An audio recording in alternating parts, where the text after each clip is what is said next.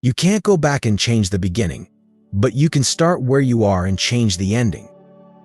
Have you ever found yourself standing on the precipice of anxiety, where the weight of your past and the uncertainty of your future collide in a storm of overwhelming fear?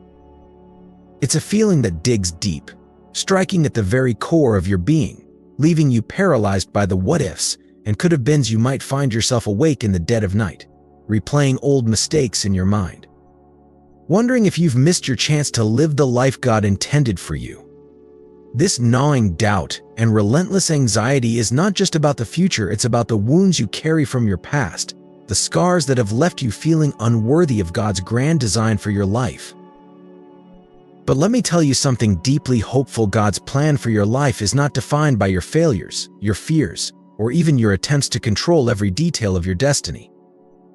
You see, anxiety often comes from trying to bear tomorrow's burdens with today's strength, from attempting to map out every twist and turn of a journey only God fully knows. It's exhausting, isn't it? The constant battle to stay one step ahead of every potential disaster, the never-ending struggle to measure up to a standard you were never meant to meet on your own.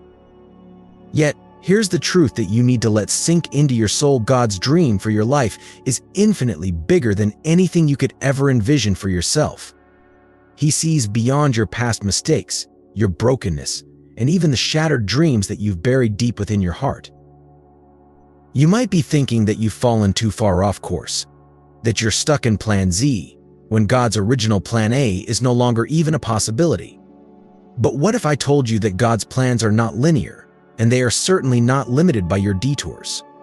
The beauty of God's grace is that it's always calling you back, always inviting you to dream again, to hope again, and to believe that your story is far from over. It's easy to feel disqualified, to think that because you've messed up so much in the past, you don't deserve another chance. But the reality is, God is the ultimate author of second chances. He's not finished with you yet. So, if you're finding yourself lost in a sea of regret or overwhelmed by the future that seems so uncertain, know this: God is not asking you to figure it all out. He's asking you to trust Him, to take the next step, and to believe that His plans for you are still unfolding. This is not the time to shrink back into the shadows of your past or to be paralyzed by the fear of the unknown. This is the time to rise up with a renewed sense of purpose, to let go of the burdens that have weighed you down, and to embrace the new dream that God is birthing within you. You are not alone in this journey. God is walking beside you, guiding you, and preparing you for a future that is far greater than anything you could imagine. Your story is not over, and your best days are still ahead. Keep listening, keep believing, and keep moving forward. If this message touches a chord in your heart, I encourage you to like and share your thoughts in the comments below. Together, let's walk this path of faith, trusting that God's plans for us are not only good but far beyond what we could ever dream. Can I get an amen from you? Life has a way of being unpredictable, often disrupting the plans we've meticulously laid out. C.S. Lewis once remarked, "The great thing, if one can, is to stop regarding all the unpleasant things as interruptions of one's own or real life." The truth is, of course, that what one calls the interruptions are precisely one's real life, the life God is sending one day by day. This profound insight reminds us that God's timing and interruptions are not mere inconveniences but divine appointments that demand our attention and response. Have you ever considered that God's interruptions might be the very opportunities you've been praying for, yet you hesitate because they don't arrive on your timeline? It's easy to fall into the trap of being so engrossed in our plans that we fail to recognize when God steps in with a better path. Lewis understood this tension, writing in Mere Christianity. The real problem of the Christian life comes where people do not usually look for it. It comes the very moment you wake up each morning. All your wishes and hopes for the day rush at you like wild animals, and the first job each morning consists simply in shoving them all back, in listening to that other voice, taking that other point of view, letting that other, larger, stronger, quieter life come flowing in. But what happens when that larger, stronger, quieter life makes demands on us that we aren't ready for? How many times have you felt a nudge from God, only to respond with, "Not now, Lord. I'm not ready. I need more time." We often long for God to work in our lives, to bring about transformation, but we are simultaneously paralyzed by the fear of letting go of the familiar. Even if the familiar is our past mistakes or a comfortable, but unfulfilling, existence, we cling to plan B because plan A feels too risky, too uncertain. Lewis challenges this notion of safety in the past versus the uncertainty of the future when he writes, "There are far, far better things ahead than any we leave behind." Yet, how many of us are truly willing to believe that? To trust that what God has in store is better than anything we could orchestrate on our own? The fear of the unknown can be so overwhelming that we would rather stay in the comfort of our old patterns, even if it means missing out on the extraordinary future God has prepared. This brings us to a critical question. Are you so entangled in the past that you can't move into the future God is calling you to? Are you willing to trust that His interruptions are not random, but intentional, designed to lead you into a life far greater than the one you're currently living?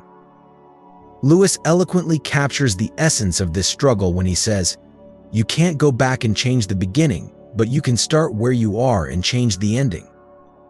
God's call often requires us to abandon the safety net of our past, our plan B, and fully commit to the path He has laid out for us, no matter how daunting it may seem. It's not about having all the answers or being fully prepared, it's about trusting in His timing and His plan, even when it disrupts our own.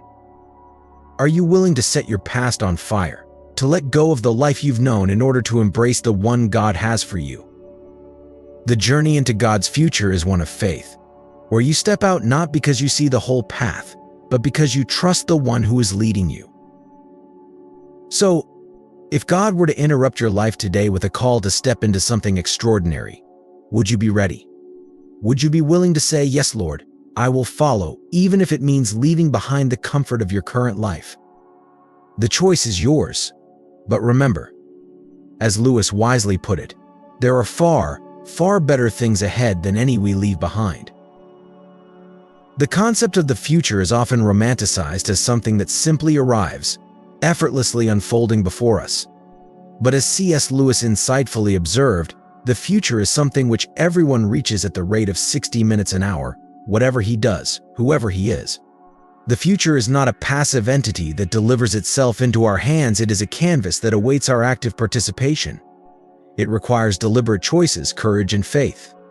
Every single day, and indeed every moment, we are given the opportunity to choose the future we want to create. But here lies the challenge: are we willing to embrace the unknown, to step out in faith, trusting that God has something greater for us than the comfort of our present circumstances? Lewis once noted, "There are far, far better things ahead than any we leave behind." This statement carries profound implications for those of us who find ourselves tethered to the past, unable to move forward. The allure of the past can be so strong that it holds us captive, convincing us that what lies ahead could never match the security or familiarity we've known. Yet, this is precisely where the deception lies. The past, with all its memories, mistakes, and even its successes, can become a prison, trapping us in a cycle of repeated patterns and unfulfilled potential. Have you ever considered that the reluctance to let go of what is known could be the very thing preventing you from stepping into the extraordinary future God has prepared for you? Lewis understood this tension deeply, stating, "You can't go back and change the beginning, but you can start where you are and change the ending." This means that the future is not something we stumble upon by accident, it is something we must choose to engage with, something that requires us to break free from the chains of the past. The fear of the unknown often paralyzes us, leading us to cling to the safety of what we know, even if it no longer serves us. But what if the security we seek is not in holding on, but in letting go? What if the future God has for you is not just different from the past, but far better? Are you willing to trust that God's plans are indeed to prosper you and not to harm you, plans to give you hope and a future? Jeremiah 29 verse 11. Consider this: just because you wake up tomorrow does not mean you are stepping into your future. Tomorrow is inevitable, but the future requires intention. It asks for the courage to make different choices, to break free from the repetitive cycles that have held you back. It demands that you stop burning up your tomorrows by clinging to what is familiar and instead step boldly into the unknown, fueled by the dream that God has placed within your soul. Perhaps you find yourself in a job that drains your spirit, yet the fear of the unknown keeps you from pursuing the career that would fulfill you. Perhaps you are holding on to relationships that no longer uplift you because the thought of loneliness is too daunting. Whatever it is that anchors you to your past, Lewis reminds us that the future belongs to those who have the courage to create it. It may be hard for an egg to turn into a bird. He once said, "It would be a jolly sight harder for it to learn to fly while remaining in an egg.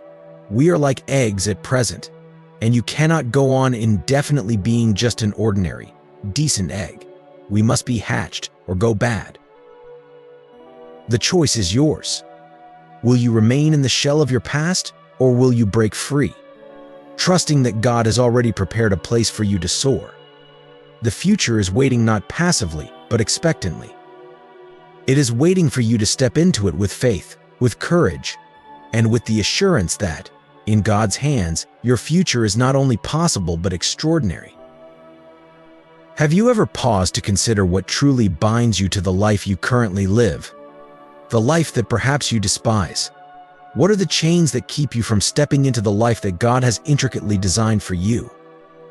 C.S. Lewis once remarked, "We are half-hearted creatures, fooling about with drink and sex and ambition when infinite joy is offered us, like an ignorant child who wants to go on making mud pies in a slum because he cannot imagine what is meant by the offer of a holiday at the sea." How often do we hold on to the familiar, even when it brings us pain, because we fear the unknown future, the holiday at the sea that God promises? God's offer is clear: a life transformed, a future crafted by His hand. Yet, we hesitate, clutching our past wounds, failures, and even our successes as if they define us. But do they?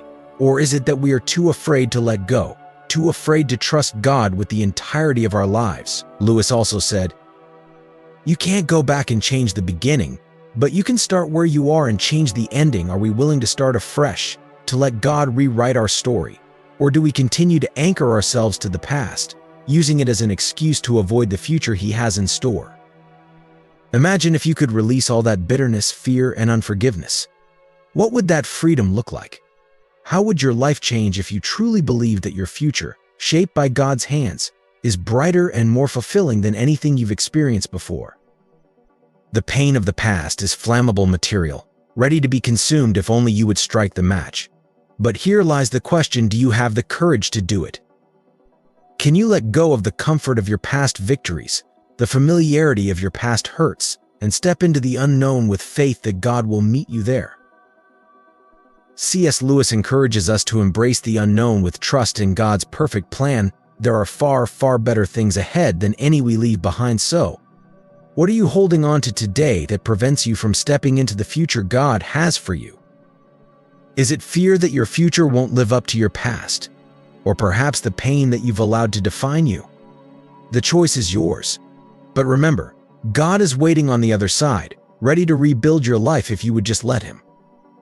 Take the match, set it on fire, and trust that He will create something more beautiful than you can imagine. Isn't it fascinating how our past, like a shadow, seems to linger just a step behind us, ever eager to overtake our present? Many of us cling to memories of past relationships or victories, fearing that the future holds nothing better. We are often haunted not only by our failures but paradoxically by our successes too. This attachment to what was can be more debilitating than our defeats because it keeps us tethered to a time that no longer serves us. As C.S. Lewis once remarked, "There are far, far better things ahead than any we leave behind yet. Why do we struggle so intensely to let go?" Consider this: what if your past is not the enemy but rather a misleading comfort zone that hinders your progress? You may have thought you've moved on, perhaps you forgave that betrayal, conquered that addiction, or healed from those wounds. Yet, suddenly, like an uninvited guest, bitterness reemerges, old habits tempt you, and the pain resurfaces. It's as though the past refuses to stay buried, persistently clawing its way back into your life. But why does it do this? Lewis reminds us that we are what we believe we are, yet if we continually define ourselves by past experiences, we allow them to shape our identity and future. Do we really want the rearview mirror of our lives to dominate our focus, leaving us unable to appreciate the vast expanse of possibilities that lie ahead? The present is our opportunity to break free from the shackles of the past. If we don't intentionally move forward, we risk being dragged back by the very memories we hold dear. The windshield of life, our future, is vast and open, beckoning us to step into new chapters and embrace the unknown with faith. So, let us ask ourselves, are we ready to release the past's grip, no matter how familiar or comforting it may seem? Or will we allow it to dictate our identity and limit the extraordinary future God has prepared for us? The choice, as Lewis would argue, is ours to make. Let's not let the rearview mirror dictate our journey. Have you ever paused to consider the weight of our imperfections? In the quiet moments, when the noise of the world fades, we all face the truth. We stumble, we falter, and we fall short of the ideal that God envisioned for us. This isn't just a casual observation, it's a profound reality echoed throughout the ages.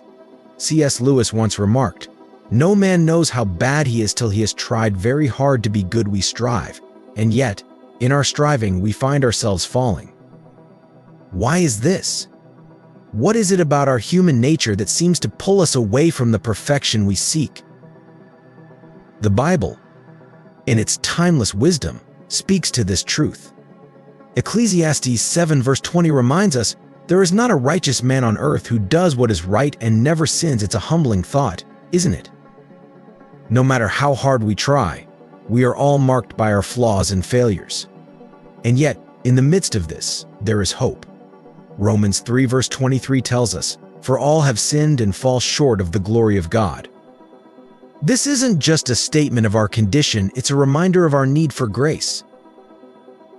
Lewis, in his reflections on human nature, often spoke of the gap between our desires and our actions. He noted that we are creatures of great contradiction, longing for the good, yet so easily swayed by the wrong. But here's the beauty of it: God knows this about us. He understands our weaknesses, our propensity to stumble. And rather than abandoning us to our failings, he extends a hand of redemption. Jesus' mission on earth was not to condemn us for our imperfections, but to restore what was lost in our pursuit of our flawed dreams. "I came to seek and to save the lost," Jesus declared in Luke 19 verse 10. What does this mean for us? It means that our failures are not the end of the story. The dream God had for you at the dawn of your existence remains. He hasn't shelved it, waiting for you to be perfect. Instead, he is actively working to restore that dream, despite the detours and setbacks. C.S. Lewis once posed a question that cuts to the heart of this matter: can a mortal ask questions which God finds unanswerable? Quite easily, I should think. All nonsense questions are unanswerable. The question of whether our mistakes have derailed God's plan is one such question. The truth is that God's plan for you is not contingent on your perfection. It's founded on His grace, which is sufficient to cover every flaw, every failure. So, what does this mean for your life today? It means that the dream isn't dead. The purpose isn't lost. The very things that you believe disqualify you are the things God uses to shape you into the person He always intended you to be. His original dream for your life is still alive, waiting for you to embrace it. Will you trust Him to restore what has been lost? Will you believe that He is still working Plan A in your life? In the quiet moments of reflection, do you ever wonder why, despite all the trials and setbacks, you are still here? There's a divine purpose woven into the fabric of your existence, one that transcends the mistakes and failures of the past. As C.S. Lewis once remarked, you can't go back and change the beginning, but you can start where you are and change the ending. God's original dream for you remains, waiting to be restored and rekindled within your heart. Perhaps over time, life's disappointments have dulled your sense of joy, eroded your confidence, or blurred the vision you once held so clearly. Yet, these losses are not beyond God's power to restore. Jesus came not only to save but to revive what has been lost, to breathe life into the weary soul, much like the shepherd who leaves the 99 to seek the one lost sheep. What does it mean for you to truly live abundantly, as Jesus promised in John 10, verse 10? It's not merely about existing or surviving, it's about stepping into the fullness of who you were created to be. But how can you embrace this abundant life if you're anchored to the past, identifying yourself by your failures rather than your potential? Lewis also posed the thought-provoking question, isn't it funny how day by day nothing changes, but when you look back, everything is different? This speaks to the subtle but profound transformation God desires to bring into your life if only you would allow Him. The journey begins with a courageous step, acknowledging your past decisions without letting them define your future. We all stumble, yet it's in taking responsibility for our actions that we open the door for God's transformative work. Have you considered how this act of humility could be the very key to unlocking God's plans for your life? When you honestly say, I made that choice, I made that decision, you're not merely confessing but positioning yourself for divine intervention. It is here, in this space of vulnerability, that God begins to heal, restore, and empower you to step into His greater vision for your life. Remember, the story isn't over, the next chapter is being written, and it holds the promise of hope, renewal, and abundant life. In the quiet moments of reflection, have you ever wondered if the life you are living now is a mere shadow of the life God intended for you? C.S. Lewis once said, "You can't go back and change the beginning, but you can start where you are and change the ending." This profound insight challenges us to confront our past, not with regret, but with the courage to reshape our future. The Bible provides a roadmap, even for those who have wandered far from the path, showing us how to realign with God's original design for our lives.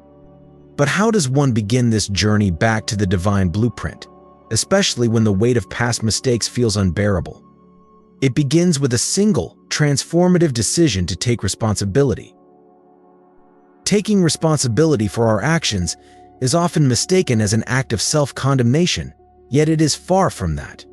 It is about acknowledging that while our past choices are irreversible, we hold the power to forge a new path today.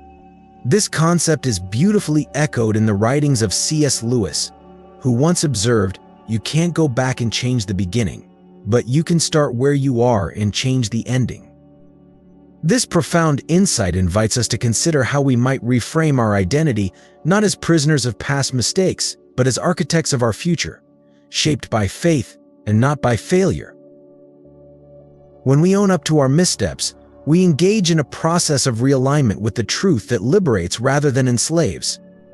But what does this realignment truly mean? Have you ever paused to reflect on the beliefs you hold about yourself? Beliefs that may have been shaped more by fear than by faith. C.S. Lewis challenges us to confront these deep-seated perceptions, to ask ourselves, what lies have I believed about my identity? How have my choices reflected these falsehoods rather than the truth of who God says I am? These questions are not easy, but they are necessary for any meaningful transformation.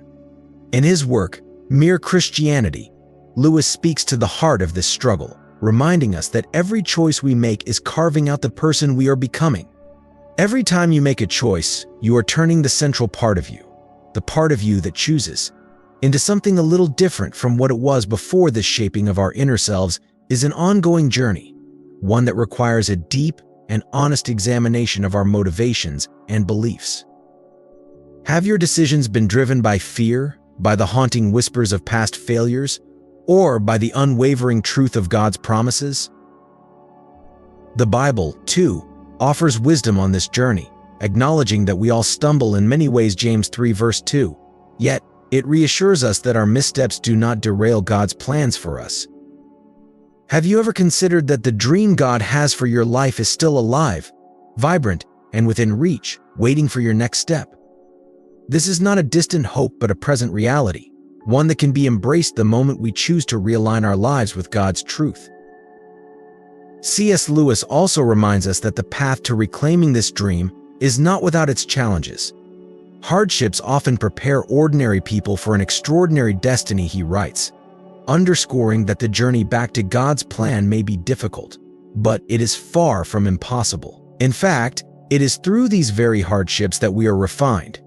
prepared for the extraordinary life that God has envisioned for us. So, where does this leave you? If you find yourself far from where you thought you would be, if the dream you once held seems out of reach, know this: it is never too late to return to God's original plan. The dream He has for you is not gathering dust on a forgotten shelf. It is alive, vibrant, and waiting for you to take that first step. Will you choose today to accept responsibility for your life and believe, truly believe, that the story of your life can still be rewritten? Will you trust that God's plan is still in force, waiting for you to reclaim it? The decision lies with you. In the words of C.S. Lewis, you are never too old to set another goal or to dream a new dream. The question is, will you take that step today? Will you dare to believe that your future, shaped by God's hand, is still full of promise and hope? The journey may be long, and the questions difficult, but the destination, a life aligned with God's purpose, is worth every step. In the quiet moments when life's challenges press hardest against our hearts, we might wonder, how can any good come from the pain we endure? C.S. Lewis once reflected on this very question, suggesting that God whispers to us in our pleasures, speaks in our conscience, but shouts in our pains. It is His megaphone to rouse a deaf world. The Apostle Paul echoes this profound truth in Romans 8 verse 28, reminding us that we do not merely hope or wish, we know that in all things, yes, even in our deepest sorrows, God is at work, orchestrating them for good. But what does all things encompass?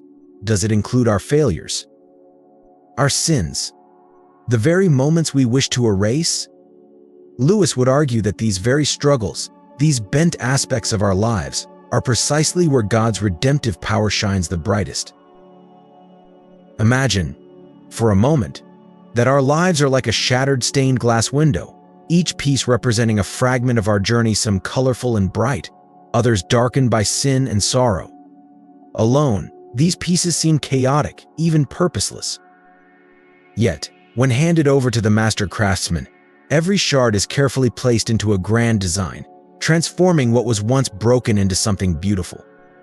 Lewis reminds us that hardships often prepare ordinary people for an extraordinary destiny, suggesting that it is through these very trials that our true purpose is revealed. But let us be clear, this promise is not universal. It is a specific assurance to those who love God and are aligned with His purpose. For them, every event, every decision, good or ill, is woven into a tapestry of divine intention. God does not promise that every moment will be pleasant or without pain. Instead, He offers a profound truth: all things, every triumph, every failure are used for a greater good when surrendered to Him. Have you considered, then, that your present struggles may be the very means by which God is molding your life for a higher calling? By trusting Him with every broken piece, you invite Him to create a masterpiece from your life's shattered fragments, a testament to His unwavering faithfulness. When we look back at our past, it's often the mistakes that loom largest in our minds, casting long shadows over our present and future. The weight of regret can feel overwhelming, as if the wrong turns we've taken have locked us into a life sentence of shame. Yet, have you paused to ponder whether these mistakes are truly meant to imprison you? C.S. Lewis, in his profound wisdom, reminds us that while we cannot rewrite our beginnings, we hold the pen to craft a new ending. You can't go back and change the beginning, but you can start where you are and change the ending. This notion is more than just comforting, it's a call to action. Are we, like Peter, haunted by the echoes of our failures? The crowing rooster once signaled Peter's heartbreaking denial of Christ, a moment of deep despair. But what if, instead of hearing the sound as a reminder of failure, we listen for the whisper of grace? Lewis understood that the human soul is often its own harshest critic, replaying the scenes of failure on a relentless loop. He explored this in The Great Divorce, where souls trapped in their own self-imposed purgatories failed to grasp the simple truth of grace. Have you ever felt trapped in such a cycle, where your past mistakes replay endlessly, robbing you of peace? If so, it's worth considering that perhaps the problem is not the past itself, but our refusal to accept that we are no longer defined by it. In Hebrews, we are reminded of the transformative power of Jesus' sacrifice, which doesn't just cleanse our sins but purifies our very conscience. This means that the sounds that once haunted us can become reminders of Christ's unending mercy. Could it be that the rooster's crow now serves not as a signal of guilt, but as a daily invitation to step into the grace that was purchased at such a high cost? In the light of this mercy, the cross stands as an eternal reminder that no sin, no failure, no regret is beyond redemption. C.S. Lewis himself grappled with the weight of sin and the liberating truth of grace, famously stating, "To be a Christian means to forgive the inexcusable, because God has forgiven the inexcusable in you." So why do we so often choose to cling to the chains that Christ has already shattered? The forgiveness we long for has already been granted, long before we even recognized our need for it. Ephesians 1 verse 7 assures us of this: in Him we have redemption through His blood, the forgiveness of sins, in accordance with the riches of God's grace. The real question, then, is not whether forgiveness is available, but whether we are willing to accept it. Will you continue to allow your past to define you, or will you embrace the grace that offers not just a second chance, but a whole new beginning? The choice is yours. Will you let the echoes of your past drown out the voice of grace? Or will you, like Peter, let the sound of the rooster become a daily reminder of the boundless mercy that awaits you? When you reflect on the sacrifice of Jesus on the cross, do you truly grasp the depth of His love? He bore the weight of every sin, even those not yet committed, offering a grace that defies human comprehension. But how often do we allow the past to shackle us, forgetting that Christ's redemption is meant to set us free? C.S. Lewis once pondered, "You can't go back and change the beginning, but you can start where you are and change the ending." Isn't it time to stop clinging to what was, and instead embrace the new thing God is doing in your life? Isaiah 43 verse 18 to 19 invites us to leave behind the remnants of our old selves and step into the fresh, divine opportunities God presents. Forget the former things, do not dwell on the past. I am making a way in the wilderness and streams in the wasteland. Have you considered that God's dream for your life hasn't been derailed by your mistakes? C.S. Lewis speaks to this beautifully. God knows our situation. He will not judge us as if we had no difficulties to overcome. Your past, no matter how flawed, is not the measure of your worth. Remember, God is the master of second chances and third and fourth and beyond. The Bible abounds with stories of redemption, where flawed men and women were restored to their purpose. Have you ever doubted whether you still hold value in God's eyes after your failures? Reflect on this. If perfection were the requirement, none of us would have a chance. Yet, God sees beyond your failures, and His love for you remains undiminished.